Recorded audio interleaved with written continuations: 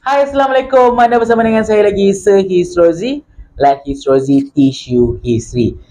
Jadi dalam video kali ini, kita berada pada bab yang pertama, tingkatan 5, kedaulatan negara. Jadi pada video-video yang sebelum ini, kita dah belajar tentang konsep kedaulatan, iaitu apakah maksud kedaulatan dan apakah takrif bahasa dalam kedaulatan ataupun apakah takrif bahasa berkaitan dengan kedaulatan. Ada 4, iaitu bahasa Yunani, bahasa Inggeris, bahasa Arab dan juga bahasa Melayu. Dan dalam video sebelum ini juga kita dah belajar tentang apakah ciri-ciri kedaulatan atau ciri-ciri negara berdaulat. Jadi untuk video kali ini kita akan belajar pula tentang apakah ataupun bagaimanakah pandangan-pandangan tokoh tentang maksud kedaulatan itu sendiri. Okey, jadi saya nak bagi tahu dekat sini, bahagian selalunya, lazimnya, bahagian pandangan tokoh ini dia akan tanya dalam kertas satu lazimnya. Jadi bahagian pandangan tokoh ini memang kena banyak penghafalan kalau nak menjawab SPM kamu. Alright. Jadi kita pergi kepada bahagian yang pertama, kita nak pergi kepada ada 5 tokoh penting yang kamu kena tahu bila kita belajar tentang pandangan tokoh tentang kedaulatan. Yang pertama, kita ada Aristotle. Yang kedua, kita ada Ibn Khaldun. Yang ketiga, kita ada Jin Bodin. Yang keempat, kita ada Tunku Abdul Rahman. Dan yang kelima, kita ada Dr. Muhammad Saleh Abbas. Yang mana kelima-limanya ni adalah tokoh yang berbeza dalam pelbagai bidang dan juga berbeza dari macam-macam negara, mempunyai pandangan yang berbeza. Alright, tetapi walaupun berbeza, semuanya menjurus ke arah benda yang sama, iaitu tentang kedaulatan. Ingat, kedaulatan bermaksud kekuasaan tertinggi. Jadi kita pergi kepada yang pertama dahulu, iaitu Aristotle. Jadi Aristotle ini merupakan salah seorang ahli falsafah terkenal dalam tamadun Yunani. Jadi apakah pandangan Aristotle berkaitan dengan kedaulatan? Menurut Aristotle, kedaulatan merupakan kuasa tertinggi dalam sistem pemerintahan sesebuah negara dan kedaulatan merujuk kepada kerajaan yang terikat oleh undang-undang. Jadi, Aristotle menyatakan bahawa kedaulatan itu adalah merupakan kekuasaan yang tertinggi dalam sesebuah kerajaan, dan dalam sesebuah kerajaan, alright, semua benda yang ada dalam kerajaan itu dia terikat dengan undang-undang. Rakyat, pemerintah semua terikat dengan satu undang-undang. Jadi kat sini apa perkataan penting yang kamu kena hafal? Key point penting adalah kamu kena ingat kuasa tertinggi, kamu kena ingat terikat dengan undang-undang. Alright. Tokoh yang kedua, kita pergi kepada tokoh Ibn Khaldun, seorang ilmuwan Islam. Menurut Ibn Khaldun pula, kedaulatan bermaksud ataupun kedaulatan merupakan kekuatan dan kekuasaan sesebuah negara berasaskan semangat kekitaan bangsanya. Okey, dan kekuatan tersebut, kekuatan itu yang diiringi dengan kekuatan semangat beragama yang menyebabkan bangsa rela berkorban demi mencapai cita-cita yang sama. Maksud kat sini, orang kata Ibn Khaldun menyatakan bahawa kedaulatan itu merupakan kekuatan dan juga kekuasaan.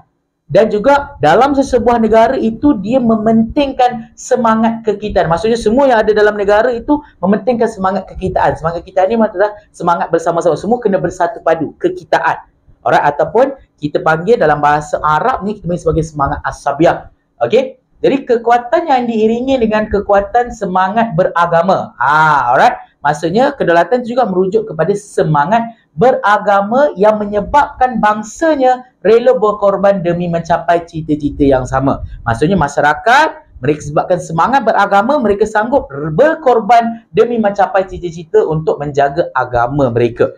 Itu dari segi pandangan orang kata Ibn Khaldun tentang kedaulatan. Okey, jadi apa perkataan penting yang kamu kena hafal kat sini? Kamu kena tahu bahawa Ibn Khaldun, kamu ingat perkataan kekuatan dan kekuasaan, kamu ingat semangat kekitaan, semangat beragama dan juga perkataan rela berkorban. Kenapa penting perkataan-perkataan ini? Sebab saya cakap, lazimnya soalan-soalan ini dia akan keluar dalam kertas satu.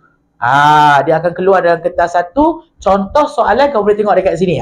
Ini adalah contoh-contoh soalan yang boleh ditanya. Alright, dia akan bagi pilihan jawapan. Alright, sama ada dia akan bagi statement, ataupun dia akan bagi pernyataan. Siapakah tokoh yang menyatakan pernyataan di atas? Dia akan bagi pilihan A, B, C.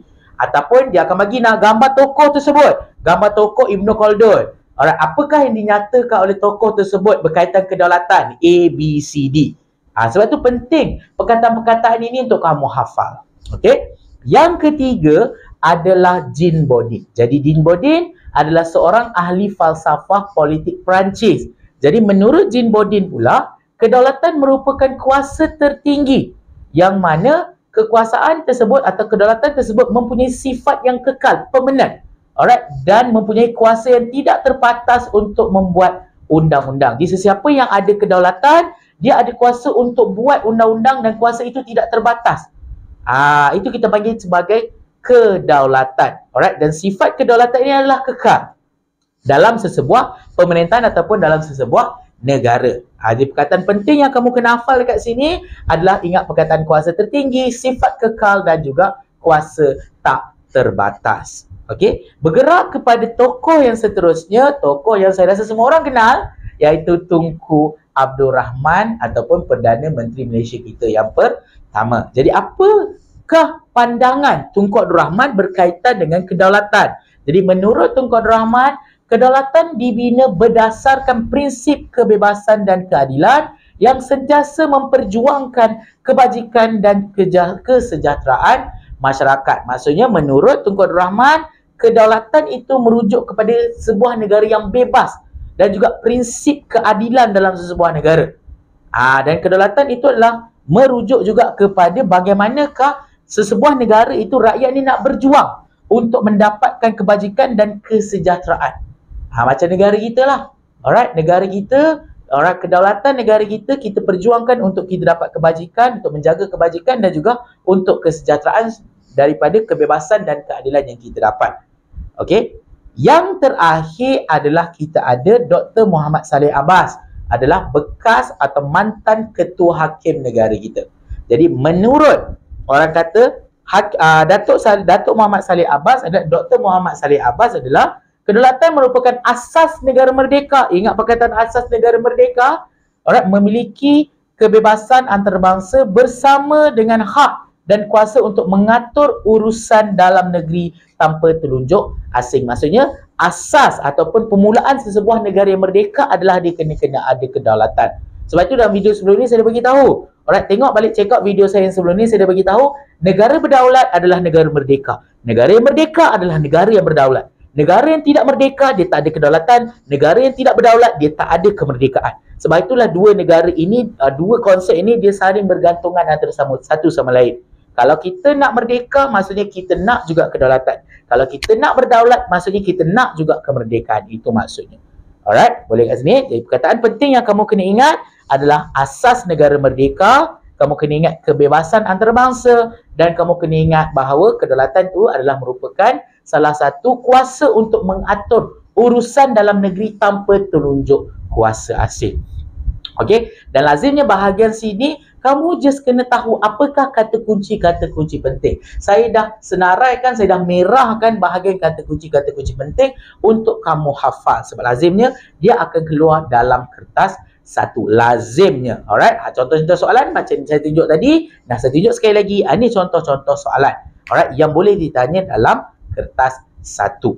Alright, jadi ingat 5 tokoh ni, Aristotle, kamu ingat orang kata Ibn Khaldun, ingat siapa tadi? Jean Bodin, kamu ingat Tunku Abdul Rahman dan juga kamu ingat Saleh Abbas. Aristotle ingat terikat undang-undang, Ibn Khaldun kamu ingat semangat kekitaan, semangat beragama, Jean Bodin ingat sifat kekal dan juga kuasa tak terbatas, Tunku Abdul Rahman kamu ingat kebebasan, keadilan, kebajikan dan kesejahteraan, Saleh Abbas kamu ingat asas negara merdeka, kebebasan antarabangsa dan juga mengatur urusan dalam negeri. Jadi itu saja untuk video kali ini. Kalau kamu ada video bahagian lain yang kamu inginkan, kamu boleh komen di ruangan komen. Itu saja. Let Hisrozi teach you history. Assalamualaikum warahmatullahi wabarakatuh. Bye.